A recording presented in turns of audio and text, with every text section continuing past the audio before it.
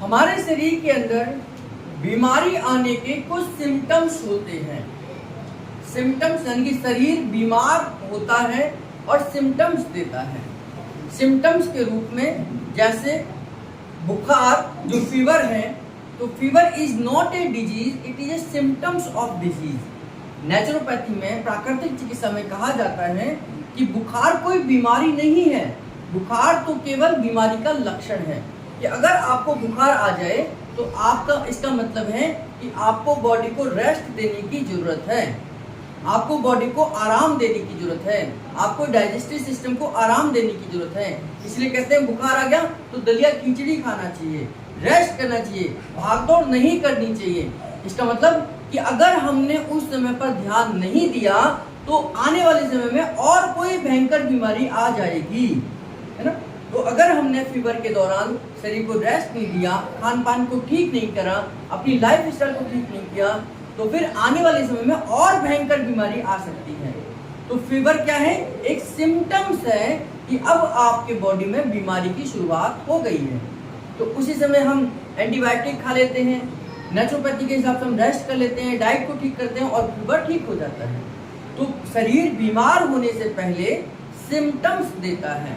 जैसे हमारे शरीर के अंदर बीमारी आने का मूल कारण है कि हमारे शरीर के अंदर एसिड और अल्कलाइन इम्बैलेंस होते हैं, एसिड और अल्कलाइन इम्बैलेंस होते हैं। अब आयुर्वेद के हिसाब से हमारी जो लेफ्ट बॉडी है, अगर मैं यहाँ से एक लाइन खींच दूं तो जो मेरी लेफ्ट साइड की बॉडी है ये एसिडिक नेचर की है, यानी कि ये बॉडी का नेचर क्या है? एसिडिक है। मेरी राइट साइड की जो बॉडी है ये अल्कलाइन है, ये अल्कलाइन नेचर की है।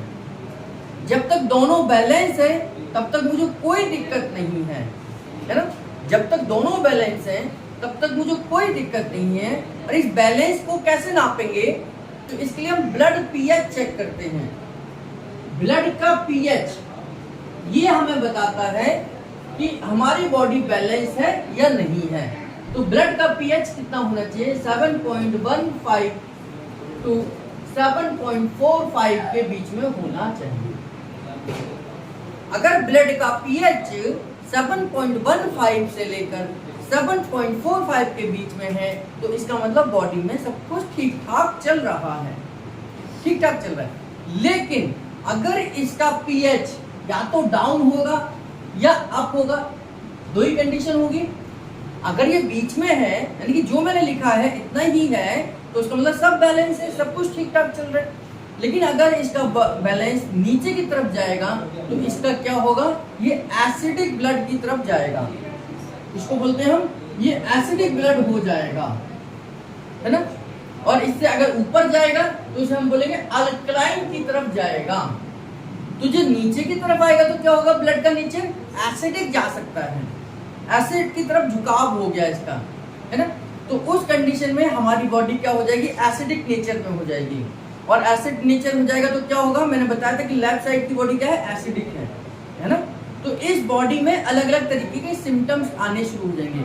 यहाँ की मसल्स लूज हो जाएंगी, मुझे कॉन्स्टिपेशन हो जाएगा, मुझे पेट के रोग हो जाएंगे, मुझे अल्सर हो सकता है, जॉइंट घिसने शुरू हो जाएंगे, है ना। तो यानी कि लेफ्ट साइड के हिस्सों में दर्द आना शुरू हो जाएगा, लेफ्ट साइड के हिस्सों में दर्द आना शुरू हो जाएगा क्योंकि मेरा बॉडी का नेचर एसिडिक जा रहा है।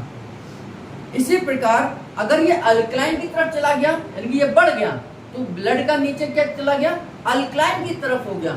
और अल्कलाइन का नेचर है कि किसी भी चीज को सख्त कर देना, सख्त कर देने का मतलब टाइट कर देना।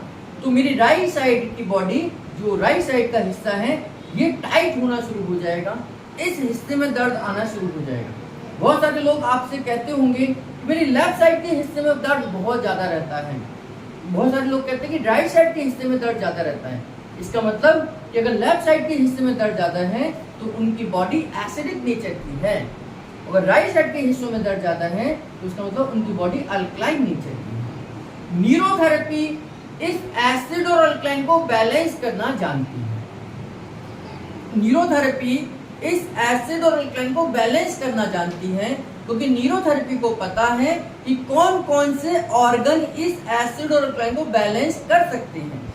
अब मान लीजिए जब तक तो बैलेंस है तब तक तो ठीक ठाक थे, सब कुछ सही चल रहा है, लेकिन जैसे ही ये इनबैलेंस होगा, या तो एसिड बढ़ गया, तो एसिड बढ़ने पे इधर लेफ्ट साइड के ऑर्गन्स पे इफेक्ट पड़ेगा, तो हमारी बॉडी का जो लेफ्ट लंग्स है, लेफ्ट किडनी है, ये एसिड को फिल्टर करके बाहर निकालती है ना।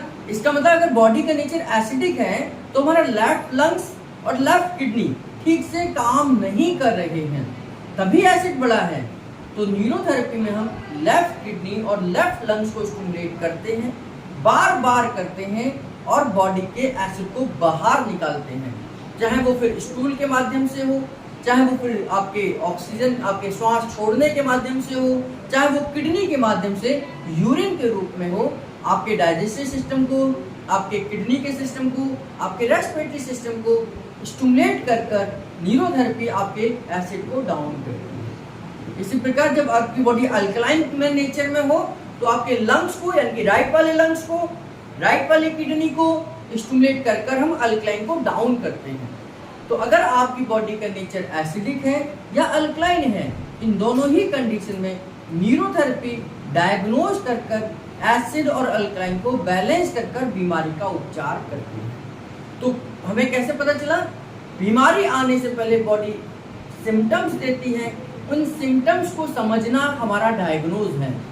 उन सिम्टम्स को, यानी कि अगर इधर की बॉडी में पेन आ रहा है, सिम्टम्स है कि बॉडी एसिडिक हो रही है, अब इन सिम्टम्स को समझकर हम ट्रीटमेंट करें तो ये समाधान है ना। फीवर इज सिम्टम्स, कि बुखार क्या है? सिम्टम्स है।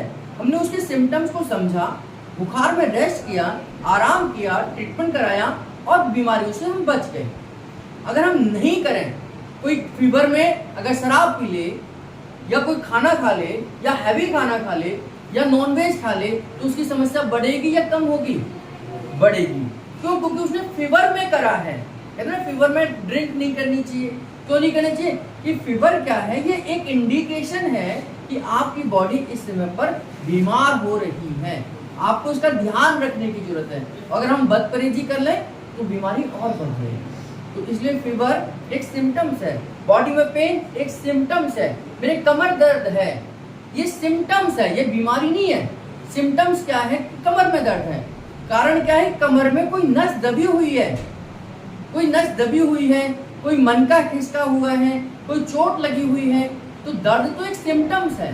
मेरे हाथ में दर्द है, ये बीमारी नहीं है, ये सिम्टम्स है। अब इस दर्द का कारण क्या है? वो बीमारी है कि ये डिजेनरेशन की वजह से है, चोट की वजह से है, क्या है उसका रूट कॉज? वो डिजीज है। तो सिम्टम्स से ही हम बीमारी तक पहुंचते हैं, और न्यूरोथेरेपी बॉडी को डायग्नोज कर कर, उसके सिम्टम्स को समझकर उसके जड़ को ठीक करने का काम करती है। तो हम एसिड और अल्कलाइन को बैलेंस कर कर बीमारी का समाधान कर सकते हैं।